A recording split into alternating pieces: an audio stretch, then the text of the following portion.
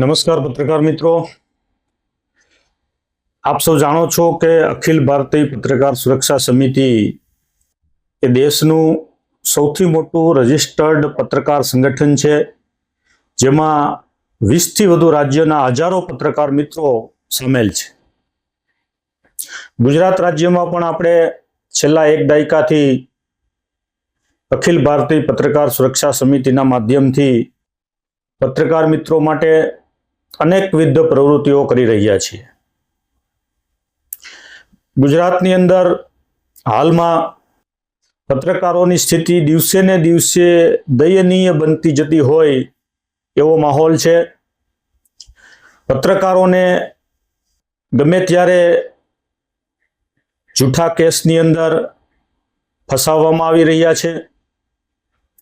સિસ્ટમના લોકો કે અસામાજિક તત્વો, બુટલેગરો એમ ચારે બાજુથી પત્રકારોને ઘેરવામાં આવી રહ્યા છે.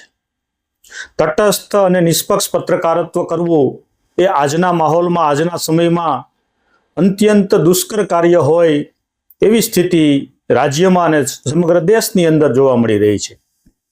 આવી પરિસ્થિતિની અંદર આપણું સંગઠન અનેક મોરચે કામ કરી રહ્યું છે, પરંતુ આ તમામ સમસ્યાઓનો, તમામ પ્રશ્નોનો પત્રકારોને પજવતા આ મુશ્કેલ પ્રશ્નોનો એક જ જવાબ છે: પત્રકાર સુરક્ષા કાનૂન. અખિલ ભારતીય પત્રકાર સુરક્ષા સમિતિ દ્વારા છત્તીસગઢની અંદર અનેક પ્રકારના આંદોલનો કરી, અનેક પ્રકારના જાગૃતિ અભિયાનો ચલાવી આપણે પત્રકાર સુરક્ષા કાનૂન ત્યાંની વિધાનસભામાં પસાર કરવામાં સફળ રહ્યા અને એના મીઠા ફળ અત્યારે છત્તીસગઢના પત્રકારોને મળી રહ્યા છે.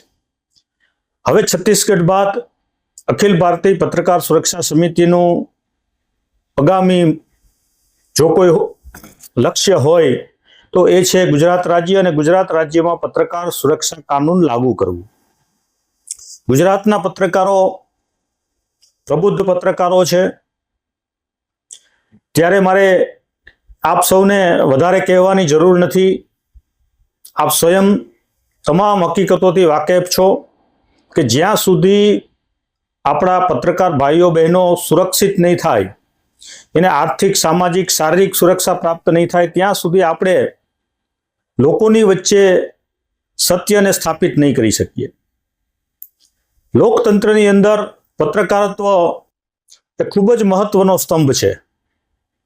જો પત્રકારત્વ છે નબળું પડશે તો લોકતંત્રને પડતા વાર નહીં લાગે, લોકતંત્રને ખતમ થતા વાર નહીં લાગે. જો લોકતંત્રને બચાવવું હશે તો પત્રકારત્વને સક્ષમ અને મજબૂત કરવું પડશે, અને આ એકમાત્ર ધ્યેયથી આપણે કામ કરી રહ્યા છીએ. અલગ અલગ પ્રકારના, અલગ અલગ જિલ્લાઓની અંદર ઘણા બધા પ્રશ્નો છે. ગુજરાતના વિવિધ જિલ્લાઓમાંથી પત્રકાર મિત્રોના મને ફોન કોલ્સ આવતા હોય છે. અલગ અલગ પ્રકારની સમસ્યાઓનો તેઓ વારંવાર સામનો કરી રહ્યા છે. ત્યારે આ તમામ સમસ્યાઓમાંથી બહાર નીકળવા માટે આપણી પાસે એક જ રસ્તો છે કે જેવી રીતે આપણે આપણા સંગઠન દ્વારા છત્તીસગઢની અંદર જાગૃતિ અભિયાનો ચલાવ્યા, આંદોલનો કર્યા અને ત્યાંની સરકારને વિધાનસભાની અંદર પત્રકાર સુરક્ષા કાનૂનનો ખરડો પસાર કરી અને કાયદો બનાવવાની ફરજ પડી, એવો જ કાયદો આપણે ગુજરાતની અંદર પણ, ગુજરાત વિધાનસભામાં પણ પસાર થાય તેવી માંગ સાથે આગામી 28મી જુલાઈ ના રોજ ગાંધીનગરના સર્કિટ હાઉસ ખાતે બપોરે 2:30 વાગ્યે મળી રહ્યા છીએ. ગુજરાતના પ્રદેશ અધિવેશનના ભાગરૂપે એબીપીએસએસ એ સંગઠન પત્રકારોના સામૂહિક હિતની લડાઈઓ લડે છે અને પીડા પત્રકારત્વનો જબરજસ્ત વિરોધ કરે છે. જે લોકો પૂર્ણ સમયના પત્રકારત્વના વ્યવસાયની સાથે જોડાયેલા છે, જે પૂર્ણકાલીન પત્રકારો છે, જે નિષ્ઠા અને લગન સાથે પત્રકારત્વ કરી રહ્યા છે, એવા તમામ પત્રકાર મિત્રોને મારું આહવાન છે કે આપ સૌ પણ ગાંધીનગરમાં જે પ્રદેશ અધિવેશન યોજાઈ રહ્યું છે એમાં ઉપસ્થિત રહો. તમામ કેડરના, તમામ સ્ટ્રીમના, પછી એ ડિજિટલ મીડિયા સાથે જોડાયેલા હોય, પ્રિન્ટ મીડિયા સાથે જોડાયેલા હોય કે ઇલેક્ટ્રોનિક મીડિયા સાથે જોડાયેલા હોય, તમામ પત્રકાર મિત્રોને હું આ પ્રદેશ અધિવેશનમાં ભાગ લેવા માટે જાહેર નિમંત્રણ પાઠવું છું. છત્તીસગઢ અને દેશના વિવિધ રાજ્યોમાંથી પણ પત્રકાર મિત્રો આવવાના છે. એ એમના અનુભવોનું પણ ત્યાં વર્ણન કરશે અને આપણા સૌનું માર્ગદર્શન પણ કરશે. પત્રકાર સુરક્ષા કાનૂન પસાર થયા પછી છત્તીસગઢ રાજ્યોની અંદર પત્રકારોની સ્થિતિ હાલ કેવી છે એનાથી પણ આપણે રૂબરૂ થશું. છત્તીસગઢના ગણમાન્ય પત્રકારો આ અધિવેશનમાં ઉપસ્થિત રહેવાના છે. દેશના અલગ અલગ રાજ્યો બિહાર, ઉત્તર પ્રદેશ, મધ્યપ્રદેશ, રાજસ્થાન, મહારાષ્ટ્ર સહિત અનેક રાજ્યના પત્રકાર મિત્રો પણ આપણી વચ્ચે ઉપસ્થિત થવાના છે. અને આ અધિવેશનની અંદર આપણે આગામી સમયમાં દરેક જિલ્લાઓની અંદર, દરેક ગુજરાતના તાલુકાઓની અંદર આપણા સંગઠનનો વિસ્તાર કઈ રીતે કરવો અને સંગઠનને મજબૂત બનાવી પત્રકારોને જે તકલીફો પડી રહી છે, પત્રકારોને જે પ્રતાડિત કરવામાં આવી રહ્યા છે, એને જૂઠા કેસની અંદર ફસાવવામાં આવી રહ્યા છે, અસામાજિક તત્વો, બુટલેગરો અને સિસ્ટમના કેટલાક ભ્રષ્ટ લોકો દ્વારા ચારે બાજુથી પત્રકારોને પરેશાન કરવાના જે વ્યૂહરચનાઓ ઘડાઈ રહી છે એની સામે પત્રકારો એક સ્વરે એનો અવાજ બુલંદ કરી શકે, એક સંગઠનના માધ્યમથી કામ કરી શકે એ હેતુથી આપણે સક્રિય થઈ રહ્યા છીએ. કોરોના કાળ પછી થોડા સમયથી આપણે છેલ્લા વર્ષોની અંદર જે સંગઠનાત્મક અભિયાનને આગળ વધારવું જોઈએ એમાં આપણે જે સક્રિય પ્રયાસો કરવા જોઈએ એમાં ક્યાંક ને ક્યાંક આપણે કરી શક્યા નથી. પરંતુ હવે આ બધો સમય પૂરો થઈ ચૂક્યો છે અને અલગ અલગ રાજ્યોની અંદર પત્રકારોને ખૂબ સારા પરિણામ સંગઠનના માધ્યમથી મળી રહ્યા છે. ત્યારે ગુજરાતને પણ એમાંથી કેમ બાકાત રાખવું એ વિચારીને આપણે બધાએ હવે એક સાથે આવવું, એક મંચ પર આવવું, એક બેનર હેઠળ આવવું ખૂબ જ જરૂરી છે.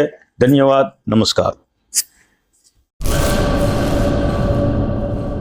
કચ્છમાં બાગાયતી ક્રાંતિ બાદ જળ ક્રાંતિ માટે તત્પર છે શ્રીનાથજી એગ્રો કોર્પોરેશન. ખેડૂત મિત્રો માટે ખુશખબર, ખારા પાણીમાં પણ થશે ભરપૂર પાક. સબમર્સિબલ પંપના ડીલરો, ઇરિગેશનના ડીલરો અને એગ્રો સર્વિસ સેન્ટરના વેપારીઓ માટે બહોળા વેપારની સુવર્ણ તક એટલે કશ્યપ એન્ટી સ્કેલ સિસ્ટમ. આ મશીન ખારા પાણીને પણ ખેતી લાયક બનાવે છે. આ મશીન મેગ્નેટિક નથી, ડીલરશીપ આવકાર્યા. મોંઘું બિયારણ વાયું, સારું ખાતરય નાખ્યું, પણ આ ખારા પાણીને લીધે પાકનો ઉગાવ નો થયો તે નો જ થયો અને ઉપજય નો નીકળી. ભલા માણા મૂંઝાય છે શેનો? ખેતરમાં લગાવ કશ્યપ એન્ટી સ્કેલ મશીન, જે ખારા પાણીને બનાવે ખેતી લાયક અને ફળદ્રુપ જમીન સાથે આપે મબલખ પાક. સંપર્ક Shrinathji agro corporation, Prahlad Nagar road, SJ highway, Ahmedabad. સંપર્ક મનોજભાઈ 98 250 20 3 31.